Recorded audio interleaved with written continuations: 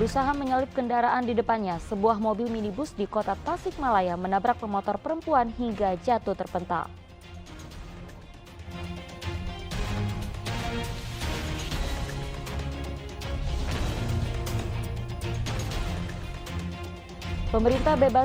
Pemerintah bebaskan seorang kakek di kota Tasikmalaya yang dipasung sejak 22 tahun terakhir.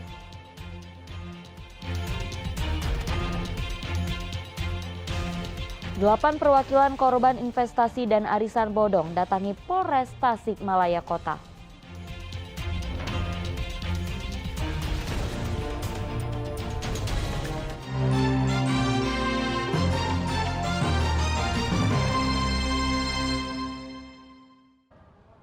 Sesosok mayat ditemukan mengambang di aliran Sungai Cicati, Desa Tenjojaya, Kecamatan Cibadak, Kabupaten Sukabumi pada Senin siang. Pada bagian kepala mayat laki-laki berusia sekitar 50 tahun tersebut ditemukan adanya luka.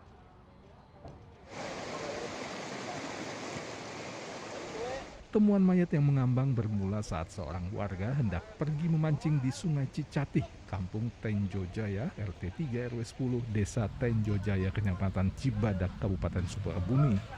Saat ditemukan, jasad tersebut tersangkut bebatuan di aliran sungai yang cukup deras, kemudian terseret ke pinggir sungai. Temuan tersebut langsung dilaporkan kepada aparat desa dan Polsek Cibadak.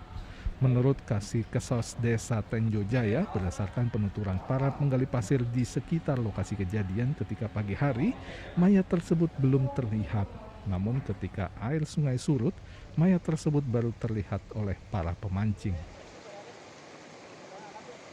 Ditemukan oleh seorang warga kami dan daerah Tenjojaya, kebetulan beliau lagi mancing. Kalau tadi pagi belum ada katanya, kalau kata penggali pasir. Ternyata air agak membesar, ada yang mancing, ketemulah mayat tersebut.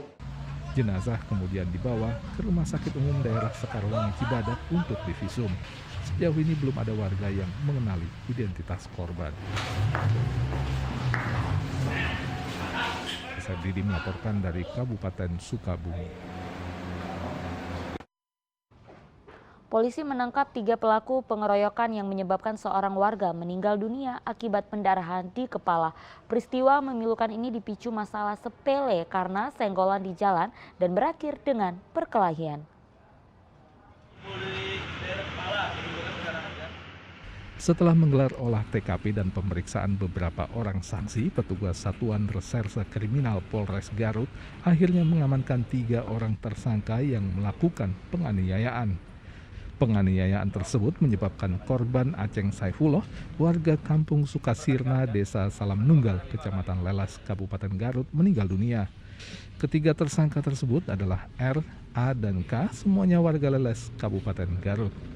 Peristiwa ini bermula saat korban yang sedang dalam kondisi mabuk tersenggol R yang mengendarai sepeda motor. Tersangka R yang terjatuh kemudian didatangi korban sambil melayangkan pukulan. Korban menanyakan kenapa dirinya ditabrak. Warga di sekitar berupaya melerai keributan tersebut. Saat itulah tersangka R memanggil temannya berinisial A. Bukannya melerai, namun justru ikut menganiaya korban yang sedang mabuk. Tidak lama kemudian datanglah tersangka K yang juga ikut menganiaya korban. Berjalan mabuk di tengah jalan, terus saya kaget, jatuh dan dia memukul saya. Kamu pukul lagi? Setelah itu saya kabur, dia memukul pakai pentungan, saya pukul. Kenapa kamu manggil teman? Kenapa kamu pukul? Kenapa? Kan sudah dipisahkan oleh warga masyarakat sana tuh. Saya bermaksud untuk teman saya untuk mengambil kotak saya, dan ternyata korban malah memukul teman saya. Korban kemudian berhasil diselamatkan warga dengan luka di bagian wajah dan kepala. Keesokan harinya, korban mengalami muntah darah dan dibawa ke puskesmas, namun nyawanya tidak tertolong dan meninggal dunia. Pelaku R memukul 3 kali ke arah korban, kemudian datang saksi masyarakat sekitar misalkan. Saat itu pelaku R menelpon temannya yang memiliki motor tersebut dan datang. Temannya atas nama saudara A. Kemudian saudara A datang, ketika itu saudara A dan saudara L melakukan pemukulan terhadap korban. Kemudian dipisahkan lagi oleh saksi masyarakat. Ketiga tersangka telah diamankan polisi. Mereka terancam pasal penganiayaan yang mengakibatkan korban meninggal dunia dengan ancaman hukuman 7 tahun penjara. Eko Setiabudi melaporkan dari Kabupaten Garut. Masih tentang informasi pengeroyokan, korban meninggal dunia akibat pengeroyokan di Leles, Kabupaten Garut pada Sabtu malam lalu diotopsi. Hasilnya terdapat luka di bagian kepala akibat benda tumpul sehingga menyebabkan kematian.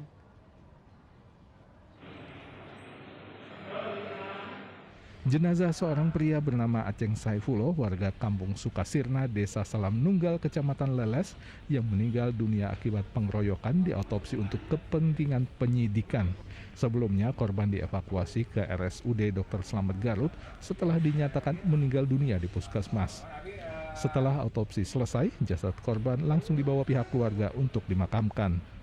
Dari hasil otopsi ditemukan luka di bagian kepala dan wajah, pukulan benda tumpul, serta hantaman ke aspal yang menyebabkan korban meninggal dunia.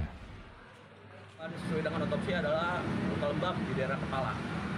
Karena ketiga pelaku ini ketika kami pendalaman memukul pada daerah kepala, wajah kepala, dan benturan pada aspal. Profesi korban apa? Korban itu juru parkir, seperti yang kita lihat ada ini parkir. Polisi telah menangkap 3 orang tersangka yang terlibat langsung dalam penganiayaan tersebut. Eko Setiabudi melaporkan dari Kabupaten Garut. 8 korban investasi dan arisan bodong yang kebanyakan ibu-ibu muda mendatangi kantor Polres Tasikmalaya Kota. Mereka merasa dibohongi oleh pelaku.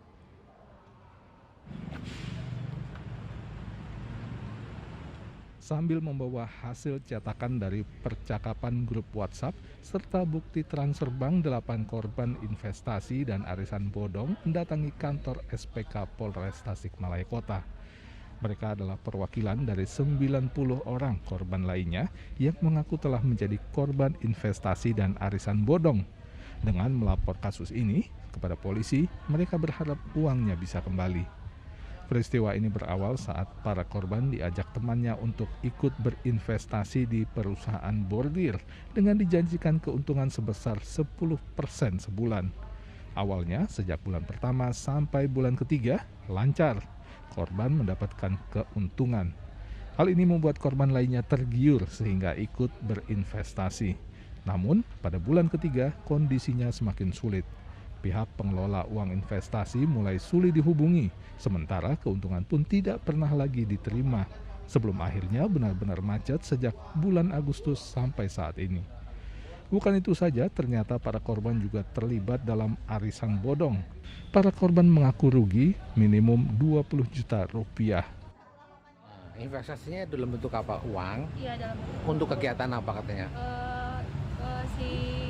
Dia tuh mau janjiin keuntungan. Jadi saya nyimpan uang di dia yang mengelolanya tuh ke konveksi gitu. Ke konveksi. Yang 10 juta jadi berapa janjinya? Saya itu nyimpan berapa? 7 juta jadi 8.200.000 per apa? Per bulan. Udah 3 bulan berjalan sih lancar. Cuma pas masuk bulan Agustus agak mulai macet gitu. Teteh nambahin lagi investasinya. Enggak, soalnya kan udah macet gitu, jadi udah mau diambil malah dianya juga nggak bisa. Oh iya. Malah diambil pokoknya aja juga nggak bisa. Oh gitu. Jadi kemarin teteh cuma ngambil untungnya aja. Iya. Pokoknya nggak bisa. Berapa banyak teteh? Total saya tuh 7 juta. Nah, kalau teman-temannya ada berapa banyak? Ada yang 50 juta atau kalau dihitung-hitung hampir 1 miliaran. 1 miliaran. Emang berapa banyak orang? Banyak, mungkin ada 90 kalau sama arisan. Ikut ini dari mana bisa ikut kayak gini? Dari teman. Oh, dari omongan-omongan kayak gitu.